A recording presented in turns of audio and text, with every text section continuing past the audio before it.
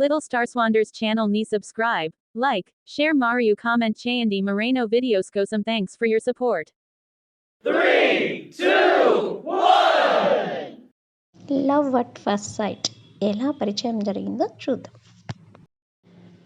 మౌనంగా కలిసిన మాటలతో పరిచయం ఏర్పడి ఎలా ఒక అమ్మాయిని వివాహం చేసుకొని తన తల్లిదండ్రులు ఒప్పుకోకపోయినా వివాహం చేసుకొని నా తల్లిదండ్రులు ఆ అమ్మాయి తల్లిదండ్రుల్లాగా అయ్యి ఎలా తనని ప్రేమగా చూసుకుంటున్నామో ఈ కథ ద్వారా తెలుసుకుందాం. Love at first sight. ఇవాల్టి కథలో ఏం తెలుసుకుందామో చూద్దామా. పరిచయం. Love at first sight.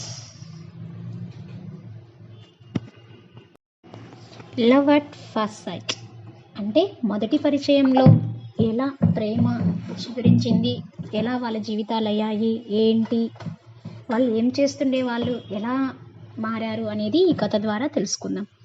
పరిచయం అనేది 4 అక్షరాల పదమే అయినా ఎంతో మందిని కలుపుతున్న ఒక అద్భుతం. ఇది లవ్ అని అనుకోకూడదు.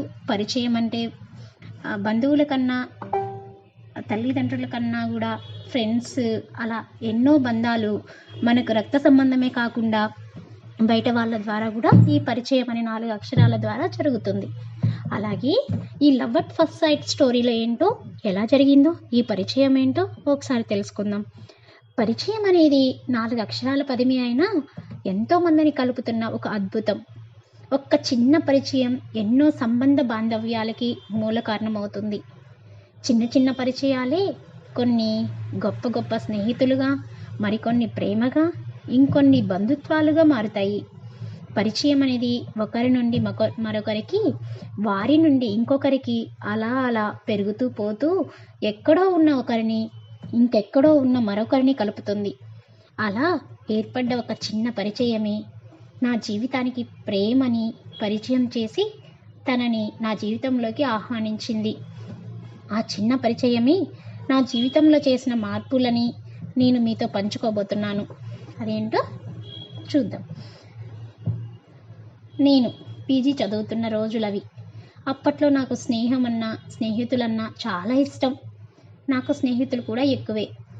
అమ్మాయి అబ్బాయి అని ఏ తేడా కూడా లేకుండా స్నేహం చేసేవాడిని. ఎవరికి ఎంత బాధ్యత ఇవ్వాలో అంత ఇచ్చి అందరితో సంతోషంగా ఉండేవాడిని. నా స్నేహితులకి నేనంటే కూడా అంతే ఇష్టం ఉండేది. కాకపోతే చిన్న చిన్న పరిచయాల ద్వారా కలిసిన వాళ్ళతో నేను ఎక్కువగా ఉండేవాడిని కాదు. వాళ్ళతో స్నేహం చేసేవాడిని కాదు. చిన్న చిన్న పరిచయాలు ఎక్కువ కాలం ఉండవు అని వాడిని.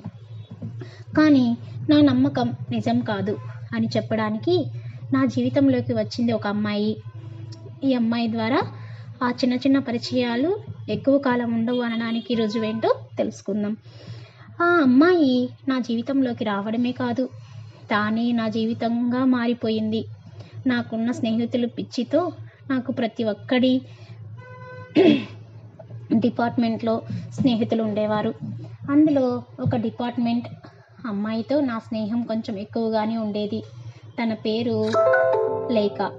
నా ఖాళీ సమయాల్లో ఎక్కువగా లేఖ దగ్గరికి వెళ్ళి తనతో సమయాన్ని గడిపేవాడిని. నా గురించి, జీవితం గురించి ప్రతి ఒక్కటి తనకి తెలుసు. లేఖకి తన ఇంటి వద్ద ఉన్న చిన్ననాటి స్నేహితురాలు కీర్తి అని ఒక అమ్మాయి ఉండేది. ఇద్దరు చిన్నప్పటి నుండి చాలా మంచి స్నేహితులు. ఒకసారి లేఖ కీర్తి తీసుకొని మా కళాశాలకు వచ్చింది.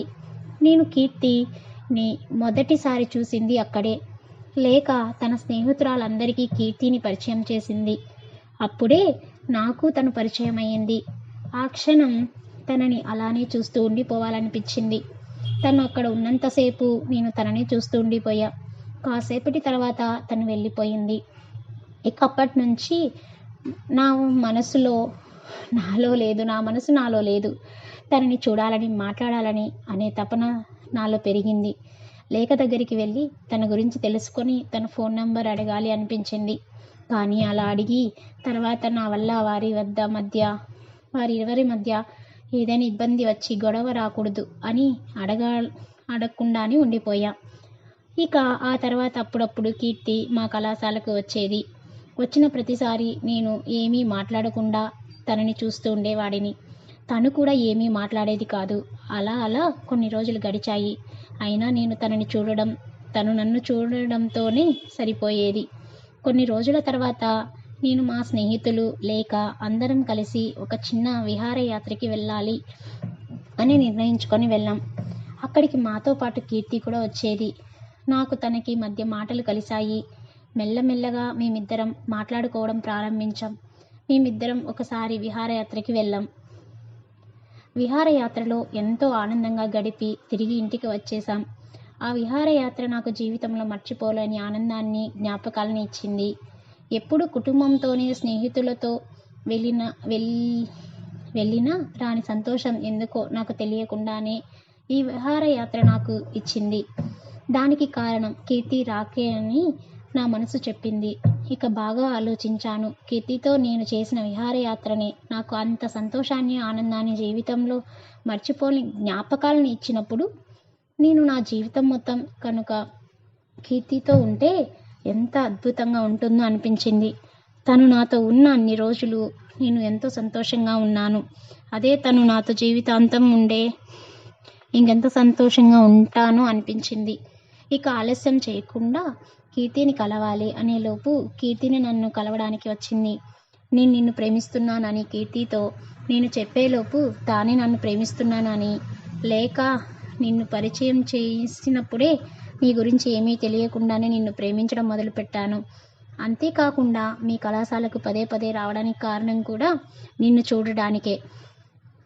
నీతో మాట్లాడాలి అని చాలాసార్లు ప్రయత్నించాను, కానీ ఎందుకో నా వల్ల కాలేదు. ప్రతిరోజు నీ గురించి లేఖని అడిగి తెలుసుకునేదానిని. విహారయాత్రలో నీతో గడిపిన ప్రతిరోజు నాకు ఎంతో సంతోషాన్ని ఇచ్చింది. అందుకే ఆ సంతోషం నాకు జీవితాంతం కావాలి అని నిర్ణయించుకొని నీ దగ్గరికి వచ్చాను. నన్ను పెళ్లి చేసుకొని నాకు నా సంతోషాన్ని ఇస్తావా అని అడిగింది. తను అలా అడిగేసరికి నాకు ఎంతో సంతోషంగా అనిపించింది. నిజానికి నేను తనకి ఇదే విషయం చెప్పడానికి వచ్చాను అని, నేను కూడా తనని ప్రేమిస్తున్నానని చెప్పేశాను. ఇక అలా మా ప్రేమ యాత్ర మొదలయ్యింది. నాకు ఒక సాఫ్ట్వేర్ కంపెనీలో మంచి ఉద్యోగం వచ్చింది. వెంటనే నేను కీర్తి విషయం మా ఇంట్లో చెప్పి మా పెళ్ళికి నా తల్లిదండ్రులని ఒప్పించాను. కానీ కీర్తి ఇంట్లో మాత్రం మా పెళ్ళికి ఒప్పుకోలేదు. అంతేకాకుండా కీర్తికి మరో సంబంధం తెచ్చి పెళ్లి చేయాలని చూశారు. తన తల్లిదండ్రులకి ఎంత చెప్పినా వినకపోయేసరికి ఏమీ చేయలేని నిస్సహాయ స్థితిలో కీర్తి ఉండిపోయింది. ఇక నేను నా తల్లిదండ్రుల అండతో కీర్తి దగ్గరికి వెళ్ళి నాతో పాటు వస్తావా, పెళ్లి చేసుకొని జీవితాంతం నేను సంతోషంగా చూసుకుంటా అని అడిగాను. తను నాతో నా తల్లిదండ్రులు తెచ్చిన సంబంధం నేను చేసుకోలేను, గడిపితే నీతోనే సంతోషంగా నా జీవితాన్ని పంచుకుంటాను, లేకుంటే నువ్వు లేని నా జీవితం నాకు వద్దు అని చెప్పేసింది. ఇదే విషయం తన ఇంట్లో వాళ్ళకి చెప్పి తను నాతో పాటు వచ్చేసింది. నా తల్లిదండ్రులు మా ఇద్దరి పెళ్లి చేసేశారు. అంతేకాకుండా తన తల్లిదండ్రులు తనతో లేరు అన్న లోటు తనకి తెలియకుండా నా తల్లిదండ్రులు కీర్తిని సంతోషంగా చూసుకుంటున్నారు. నన్ను నమ్మి నా కోసం తన తల్లిదండ్రులని వదులుకున్న కీర్తికి నేను వాళ్ళని తిరిగి ఇవ్వలేకపోవచ్చు, కానీ జీవితాంతం తనకి ఎలాంటి కష్టం రాకుండా సంతోషంగా చూసుకుంటాను. ఇలా నా జీవితంలో ఏర్పడిన చిన్న పరిచయం కాస్త ప్రేమగా మారి నాకు జీవితాంతం సంతోషాన్ని ఇస్తూ నాతో జీవితాన్ని పంచుకుంది. ఈ చిన్న పరిచయమే ఇలాంటి మంచి జీవితాన్ని ఇచ్చింది. సో పరిచయం అనే 4 అక్షరాలు ఎలాంటి నిర్ణయాన్ని తీసుకొని ఎలాగైనా అది మంచి ఫ్రెండ్గా అయినా అవ్వచ్చు, మంచి జీవితంలో పార్ట్నర్ అయినా అవ్వచ్చు, కానీ అన్ని పరిచయాలు అలాగే ఉండవు. కొన్ని పరిచయాలు ఏవో మధురానుభూతిని ఇస్తాయి, అవి మన జీవితంలో మంచిని ఇస్తాయి. అవే కొన్ని వేరే విధంగా కూడా ఉండవచ్చు. అలాంటివి ఏది మంచి ఏది చెడు అని తల్లిదండ్రుల సహకారంతో తెలుసుకొని మనం ముందడుగు వేయాలి. అంతే తప్ప మన పాటికి మనం వెళ్ళకూడదు. Thanks for watching. ఇలాంటి మరిన్ని వీడియోస్ కోసం please subscribe my channel and click on bell icon for the notifications. Thank you. Little Star Swanders channel ni subscribe, like, share Mario comment Chayandi Moreno videos go some thanks for your support.